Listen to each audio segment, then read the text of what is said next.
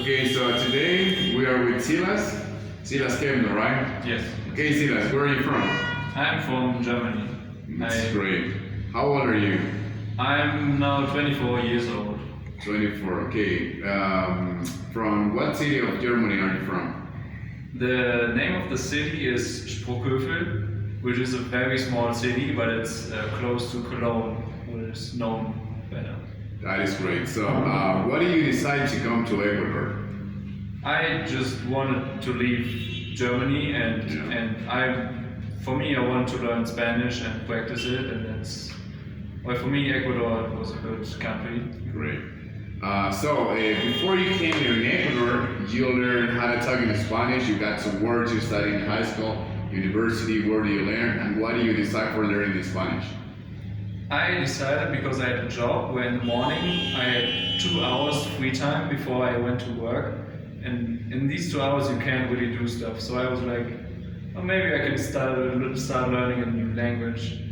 And then I was like, okay, I know English, and what is the most spoken language in the world after English? So I was like, okay, Spanish. So, what do you do for a living when you were living in Germany? Last year before I left, I was working for Airbus, where I was working as a kind of mechanic and engineer for airplanes, and I built a lot of airplanes. That's great. You told me that you used to work on Lamborghini's cars, right? Yes, that's true. And you tell us about something like that. What was your experience? How was the most expensive car? How was the most difficult car? How was the most difficult client that you got it? How was that in general? Like the experience that you got it there, right? Okay, now the job itself was very fun. Like I got to work with Ferraris, Lamborghinis, Porsche, all the fancy cars. The most valuable car I built cost 50 million euros. 50 million. How much is that in dollars? In dollars, I would guess it's like 65 million dollars. Dang, there's a lot of money. Yeah, it was sold to a Chinese millionaire or billionaire. Yeah, that was quite an experience. Have you ever got a client, like a difficult one that was like representing like, hey, you gotta do faster work, well, that's what I'm paying, or you never got that experience first? No, we always went to other countries over the weekends with our customers, where they were racing with the cars. And then when something broke because they don't know how to drive, they blamed us. And we're like, oh, the engine broke down, it's your fault, because they don't know how to drive. Wow, damn, I couldn't mind it, you know? Yeah, but all our customers were billionaires. Yeah, so they didn't have troubles for paying like money, right? Yeah. I see, They are very, like arrogant and always think like, okay, I'm a billionaire, like what you gonna do?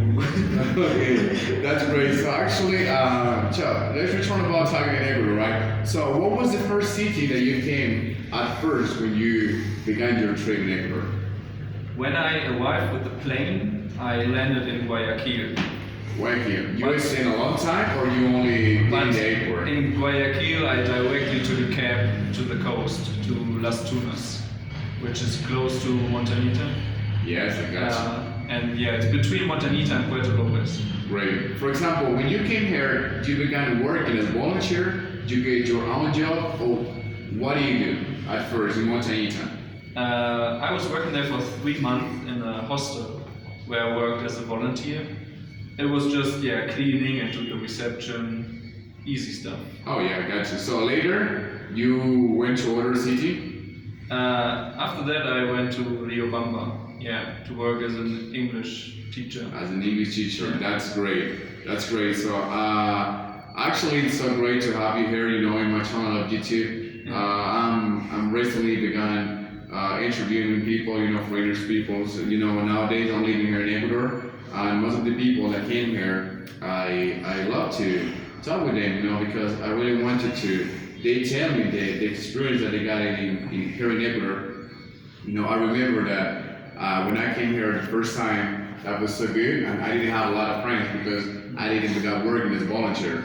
So I began working, as a normal person here. Yeah. But that's good. So can you tell us to the people something about you, like a very, personal things about yourself?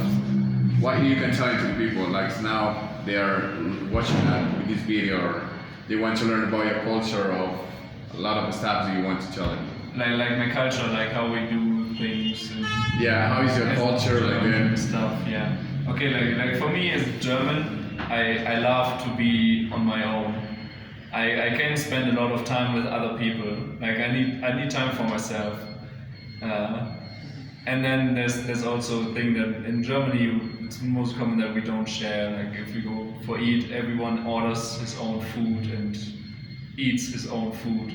It's not like we order a huge portion of rice and share.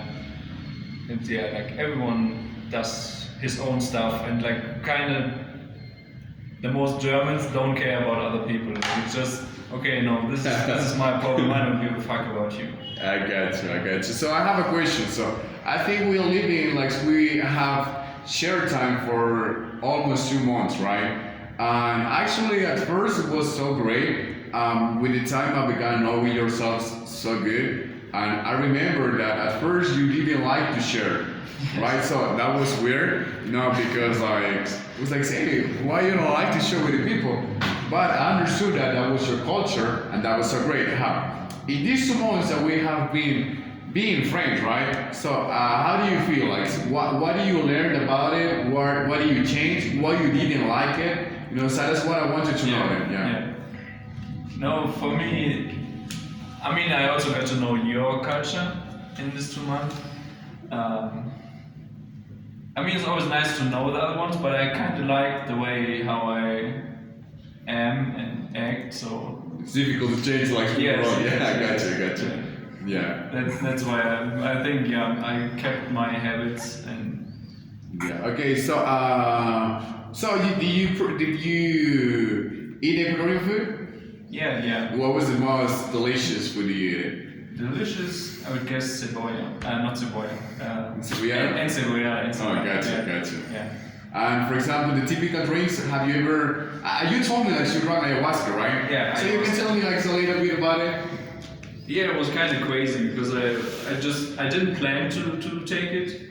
I just randomly heard about it, the guy talking about it, and I asked him, hey, yeah, where is it possible? And he was like, oh yeah, go to Puyo. Yeah. So I went to Puyo and I met this guy who brought me to the jungle, to the shaman. Yeah. And yeah, it was just me and the shaman in the jungle in the middle of the night. And I took it and yeah, I had some crazy visions. Yes. That's good. So for finishing here, are you expecting for return back in Ecuador if you got the opportunity? Are you coming back here or not? If you got the opportunity in the future to return back? I think I would definitely come back. Yes. Ecuador is really one of the most beautiful countries I've seen. That's great. So I've never been in Germany and things like that. I hope to meet you in the future again, Yeah. But that was great. That was a pleasure for knowing you guys. These 2 months was so good. So thank you guys. I hope I will try to bring more guys like to sharing the things like and the culture like they have in our countries. So Silas, thank you very much. You're welcome. It was nice to meet you. Nice to meet you too.